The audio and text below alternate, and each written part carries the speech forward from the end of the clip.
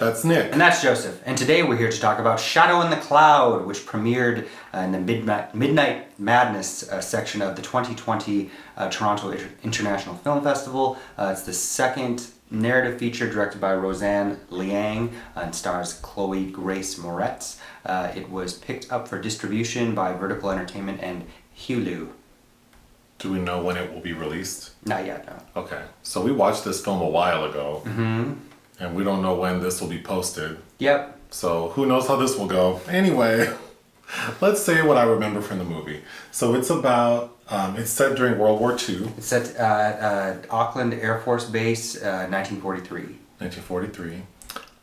Chloë Grace Moretz plays a pilot. Named Maude Garrett. Maude Garrett. So we see her rushing with a broken arm and a briefcase to a plane. Well, it's not really a briefcase. It's that's important, but. Well, how would you describe it? Well, how you did before. It was like what you would put old record players in. It's like a fat briefcase. Yeah. Okay. Yeah.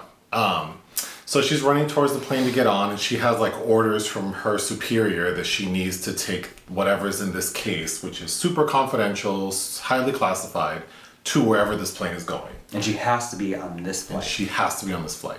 So there are a crew of men on this plane. They do not take kindly to her for a number of reasons. I think it's a woman in 1943, but also she's a pilot, so I think they feel threatened by her. Mm-hmm.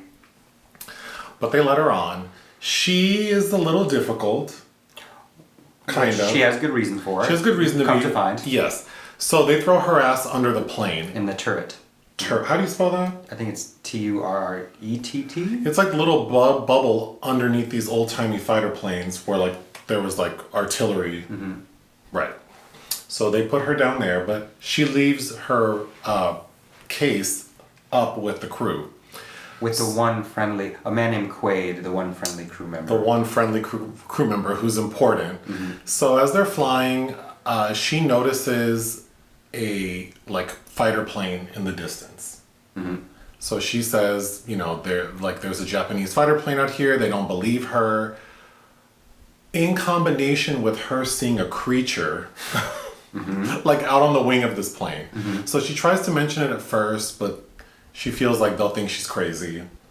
But then she hears one of the men, because there's like some communication, like she can... Over the radio. Mm-hmm. Oh, like over the radio within the plane. Mm-hmm. She can hear them talking. Mm-hmm. And one of the gentlemen says like, are there like rats, like really large rats? Because he also sees something. Mm-hmm. So then she sees this creature, mm-hmm. and there's a Japanese fighter plane attacking them. Mm-hmm. So the climax of the film is really like this long extended sequence of them fighting these Japanese fighter planes, but also there's a gremlin on board this plane. Mm-hmm. And the gremlin looks like... We kept saying a chupacabra, but... I think it was like a chupacabra, or that like Mexican hairless dog that's mm-hmm. spelled like Xolo whatever. Yeah. Mm-hmm. Not cute. But they're battling that.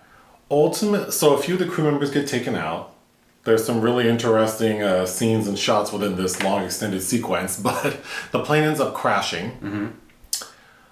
We find out before it crashes that what's in the case is actually her baby. Mm-hmm. And the father of her baby is the nice man who was on that plane, the crew member. Mm-hmm. He's one of the ones who survives. The plane crashes, but the creature, the gremlin, is still alive, and it's kind of like in the vicinity where they have crashed. We also find out that she was faking having a broken arm, so she's in tip-top shape. And that the baby was drugged. The baby was drugged, so it would be quiet. And that she faked those are forged orders. Forged documents. She is, though, a pilot. Mm-hmm. And the end of the film is her fist fighting this gremlin. Mm-hmm. She kills it. The end. There you go. All right.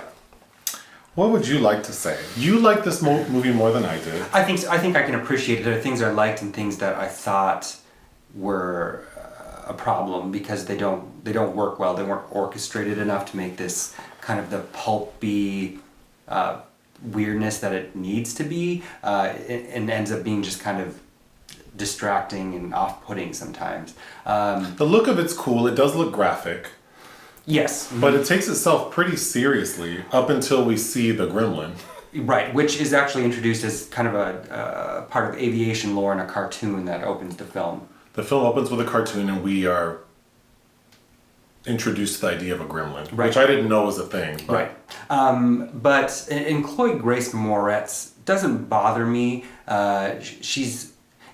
It's kind of like her casting in Carrie, the remake, was a problem for me because she's a very resilient young woman. She does not give off any kind of vulnerability ever in anything I've seen her in, and so the tone of the film and how it begins with her having to put up with all of this misogynist banter from these male chauvinist pigs that are her comrades. It seems like it's going to be this very subtextual genre film, but then becomes just silly. It becomes very silly. I don't even know where to begin. I really like the creature. Yes. So, like you mentioned, the guys on the plane are gross. Just total dickheads. And we really don't get exposure to them. And there's some notable actors there. Nick Robinson as one of the crew members. We hear them through their chatter with her over the radio, and we get flashes that are shot very effectively of violence happening up there. But it's just one person at a time in black with red light. You know what I'm saying? You remember what I'm talking about? Which I kind of like that. But what happens then is we don't, and maybe we shouldn't give a damn about any of them. Like so when the carnage starts to happen, it's just like, well. Yeah, I agree. So things take a turn once we see the Japanese fighter plane, and she sort of takes control because she's very handy, and she figures out how to control the motion of the turret. Is that what it's called? She shoots down a plane. So that's when the guys, the crew, sort of respect her more and sort of listen to her. But when that gremlin gets into the plane, there's a sequence where we see the gremlin has opened up the cargo bay, and it's getting in there. She's yelling at it. She yells at that thing you have no idea how far I'll go. And we see the case holding her baby dangling from the plane. From a pipe that But let me tell you when the movie really fell off. There's a scene where she is kind of hanging from the cargo bay, about to fall out of the plane. And there are other planes chasing them.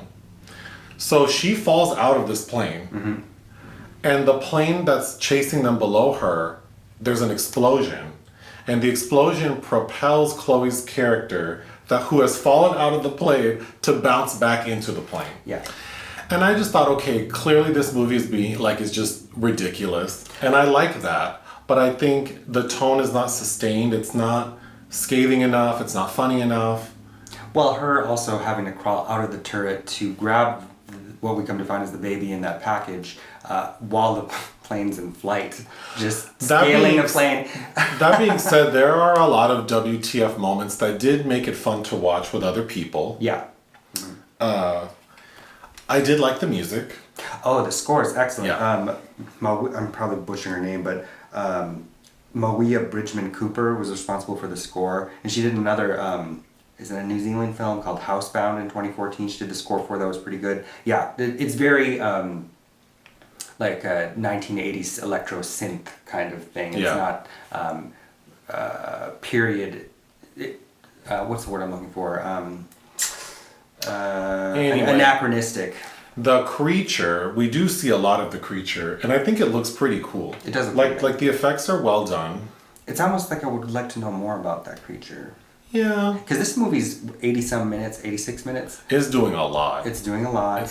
So another important thing behind the scenes in this picture, it was scripted by Max Landis, who both the director Roseanne Liang and Chloë Grace Moretz, ever since it's been in production, have distanced themselves from greatly, stating over and over again that the film has been considerably reworked, enough for where he doesn't even show up in the credits, the opening credits of the film, I believe.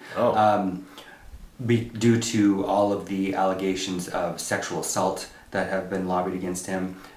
He wrote the movie Bright, which I didn't like. But what's important to note, knowing all that is the Landis stamp is really still on here because the inspiration for this film, it's an homage to the Twilight Zone The Movie, which his father was one of the directors of, John Landis, where the segment with John Lithgow, who sees the creature on the plane tearing shit off, A Nightmare at 20,000 Feet, that is clearly what this is doing. Also with Landis's own, because George Miller directed that segment. But John Landis directed one about Vic Morrow, where he famously died getting hit in the head with a helicopter blade, as an anti-Semitic who gets transported back to Nazi-era Germany. So I think all of those energies are definitely here and apparent and can't really be escaped from because you can't help if you're aware of it, but think of that. Okay. What would you give this film? I gave it 3 out of 5. I would give it 2.5 out of 5. But definitely watch it with people. Well, yes, definitely watch it with people. It's just like the fist fight with the gremlin, because I had read some reference to her being like a World War II era Ellen Ripley. This does not have the effect of Sigourney Weaver and the power loader screaming, "Get away from her, you bitch," at any moment. Nope. Which I feel like it could have. It just feels like it, it could have. Anyway. Anything else? No, that's it. Bye. Bye.